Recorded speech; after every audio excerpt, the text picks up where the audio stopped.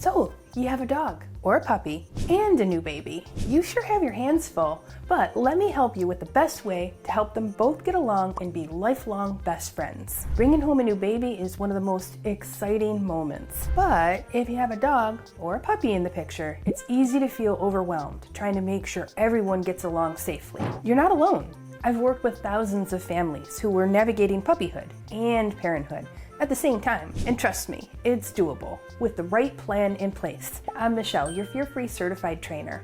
I help new puppy owners navigate puppyhood and create a success plan aimed at training the ultimate dream dog. Don't forget to hit that subscribe button so you don't miss when another important video like this one launches. And stick around to the end to discover what you never want to do when introducing a dog and a baby. Let's get started by getting one thing clear here. This should never be a wing it in the moment kind of thing. Whether your baby's on the way or already home, you need a plan that keeps everyone safe and calm.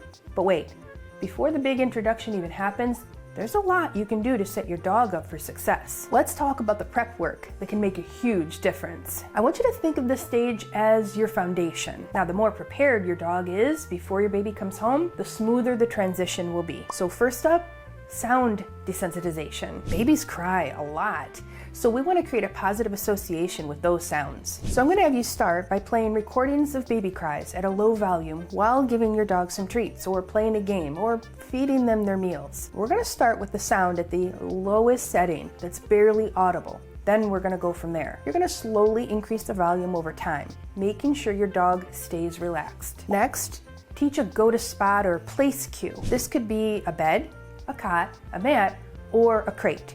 Somewhere your dog can relax when the baby's crying or present. You're not punishing your pup for being curious. We're simply giving them a job to do and a safe spot to retreat to. You're gonna also want to teach polite greetings. This isn't just for baby. It's for the flood of visitors that often follow. So teach your dog to sit to say hi or target a hand or a leg instead of jumping. Now's the time to teach a strong leave it cue. Because let's be honest, baby items are gonna be everywhere. Bottles and binkies and diapers.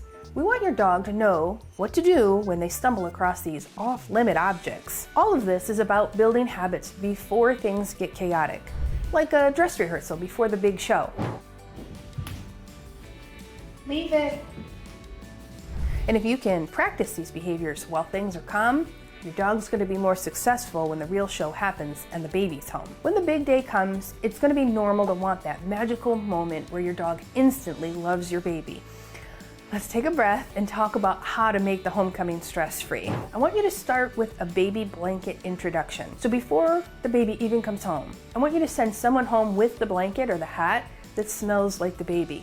But don't just let your dog sniff it and walk away. Use this as a training moment. Let your dog sniff it while you feed them treats or do a favorite activity. That way, the scent of the baby becomes a good thing. Next, I want you to schedule a decompression walk before the introduction, not a regular walk through the neighborhood. Those can be overstimulating. A decompression walk is a slow, sniffy, natural pace walk that allows your dog to lower their stress levels. It's done in a location like a hiking trail, a sports field, or maybe a business complex parking lot after hours. It's also done on a 20 to 30 foot leash with a backclip harness. For more information on how to best take your dog on a sniffari or decompression walk, check out this video. And when it's time for baby to come home, keep your dog on a leash or behind a gate or in a crate at first. This gives you control. It prevents overexcitement and creates a calm atmosphere. We recommend families wait a day or two before that face-to-face introduction. There's good reason for this, and I'm going to show you how to do the introductions in just a moment. Dogs can absolutely tell when a new human is in the house. So let them get used to the smells and sounds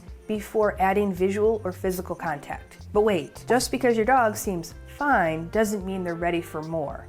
Let's talk about the safest way to introduce them. Let me be clear here. This step is often rushed, and that's where things go sideways. Now, we've all seen the heart-melting Instagram reels of babies snuggled up with their dogs, but what you don't see are the anxious behaviors, the stress signals, or the close calls that didn't make the cut, or all the dogs that didn't do so well with the introductions. After all, hardly anyone's gonna show the not-so-good side of encounters or scary behaviors on social media. So it always seems like everything goes well. Well, if you want that to be your story, then heed the advice I'm sharing today. This is a process, not a photo op.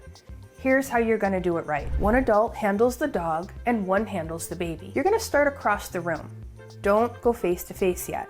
Keep the dog behind what we call a threshold. It's the distance away from the trigger or the stimuli where your dog can remain calm. But if your dog goes over the threshold, your dog gets too excited. They're whining, pulling on the leash, jumping, maybe even barking. For some dogs, this is 20 feet. For others, it may be closer or even further away. Let your dog see the baby for about 10 seconds. Reward them with high-value treats in the presence of the baby. And after just 10 seconds, move the dog and the baby away from each other and out of each other's sight. I want you to repeat this 2 or 3 times without moving closer. Then, end the session. Do 1 to 2 sessions a day for the next couple of days. And if your dog shows relaxed body language and calm behavior, you can start inching closer, but only when they're ready. And if your dog whines and jumps and barks and seems tense, go back a step. Never allow interactions when your dog is overstimulated or anxious. Doing so teaches the wrong behavior and risks creating a negative experience for your dog and your baby. Stick around to the end to hear what you should never do during this process, because that's where the biggest mistakes happen. And if you're unsure how to read your dog's body language, or you need help teaching them how to have a positive association with new things, including babies, or you need help teaching the leave it cue, or go to place cue, or sit or down or stay, take a peek at our online puppy training library. It's chock full of courses for just about every topic you and your pup will encounter. Our program includes unlimited access to all the courses and a 100-page workbook with real demos, games, and lessons your whole family can do together. I'm going to put the link in the description below this video. And even if your dog has always been a rock star, a new baby can flip their world upside down. So here are some totally normal but important changes to watch for from your dog or your puppy. Stress signals like yawning, lip licking or scratching, excessive licking, either as a way to investigate the baby or to self-soothe. Trying to get into the diaper bin. Yep, it happens a lot. Potty regression or accidents indoors.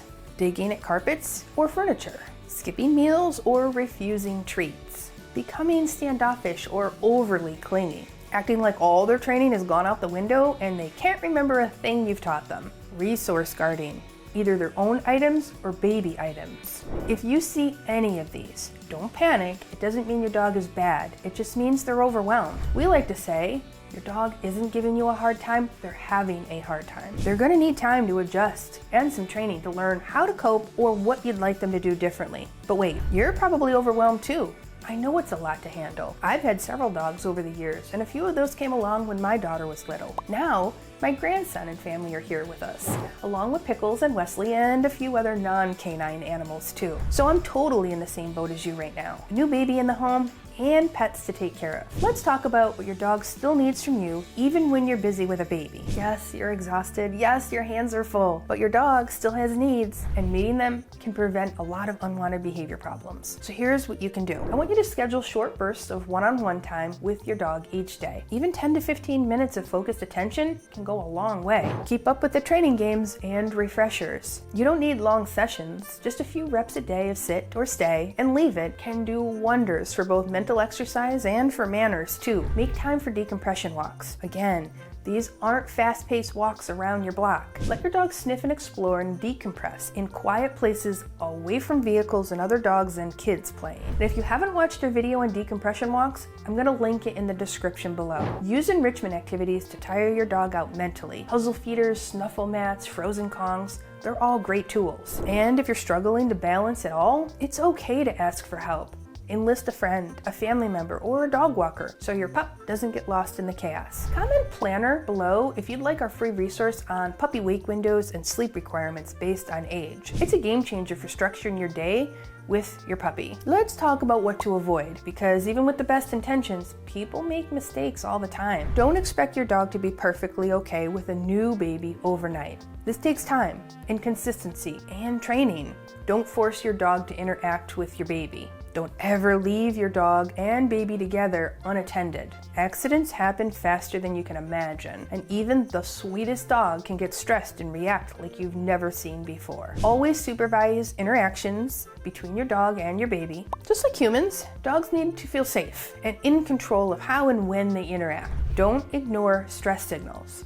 If your dog is licking their lips, yawning, avoiding the baby, pacing, listen to those behaviors. And get your dog to a place of comfort so they can decompress from all the stress. Don't rush the desensitization process. If your dog needs more time at any stage, give it. Don't skip decompression walks, enrichment, or training. These are not optional luxuries. They're essential for your dog's well-being. And again, don't be afraid to ask for help. You don't have to do this alone. But most importantly, never ever punish your dog for being unsure, nervous, or curious. They're learning too. Punishment erodes trust and creates fear. Exactly what we want to avoid. Introducing a dog to a baby can feel overwhelming. But when you go slow, you follow a step-by-step plan, you're going to set everyone up for success. Remember, your dog isn't just acting out. They're trying to adapt to a massive change. And with the right support, they can thrive as your family grows. Now, if you found this video helpful, don't forget to hit that subscribe button so you don't miss out on future tips. And if your pup's behavior is getting a little tricky, don't miss our guide on how to correct unwanted behavior in a fear-free way. Here's to a calm household, a baby that sleeps like a dream, and a dog that takes it all in with ease and comfort. See you in the next video.